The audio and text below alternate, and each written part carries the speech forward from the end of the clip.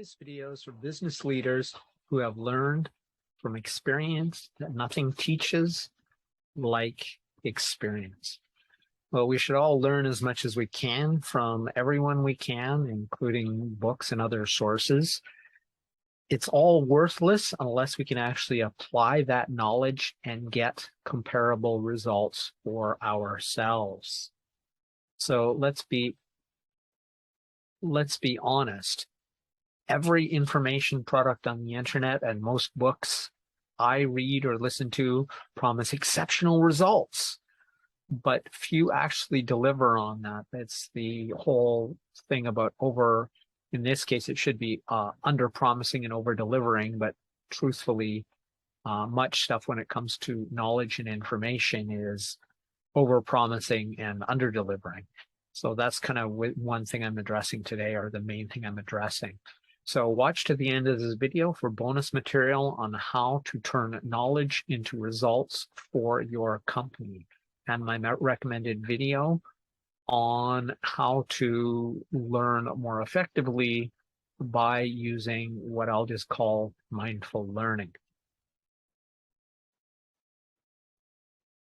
So personally, I found almost every product and most books require a whole lot more experimentation and practice than the authors claim to turn their magic solutions into real world results.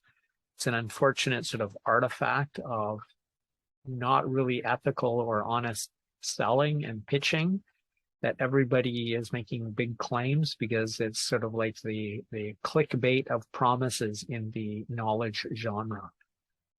The secret ingredient that's actually missing, that nobody or few want to acknowledge. I recently read a book that did. It's so exceptional that they actually acknowledge that, since so few do.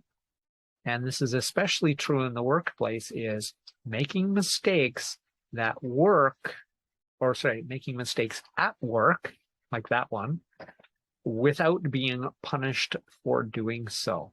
So obviously this is true in our lives, but it's especially true in a corporate environment where people are risk averse and do everything we can to avoid making mistakes. Of course, you want to do your due diligence to minimize mistakes, but back in the real world with real humans and lots of variables we can't even know exist or can in no way predict, mistakes will happen. Obviously, as business leaders, we want to minimize costly mistakes, but doing that itself costs money in the form of more and better training, more extensive planning, which still never eliminates mistakes completely. So in the end, it's an optimization problem between excessive over planning, excessive controlling, and education and training, and the cost associated with it, and reducing or minimizing that training. No, it's going to cost more in errors and mistakes, but honestly is oftentimes the least expensive way to go, within reasonable limits and depending on what we're talking about when we're talking about mistakes. So you're going to have to find that optimization for yourself, your company, and the processes you're involved with. But as I said, it's basically an optimization problem, and even then, eliminating all mistakes is an impossibility. So we have to create a culture, or it's desirable to create a culture within our work, within our leadership, where it's safe to make mistakes at work, or employees will stop taking risks and initiative, which lead to innovations, breakthroughs, and all the good things that happen when people feel safe to do so.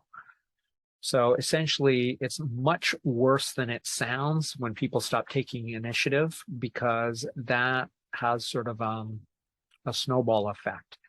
Because the more risk averse people become, and you see this all the time in corporate politics and other places like that, especially toxic, dysfunctional corporate workplaces,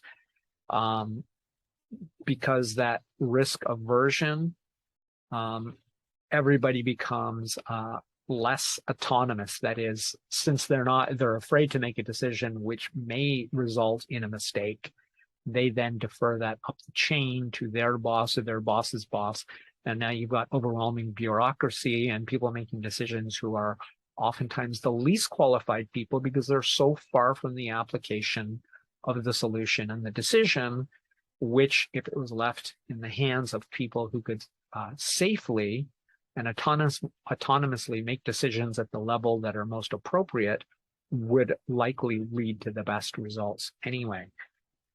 So by maintaining the autonomy, or by reducing the autonomy because people are afraid to make mistakes, those same people, because they lack autonomy, are less satisfied and less motivated as a result of that.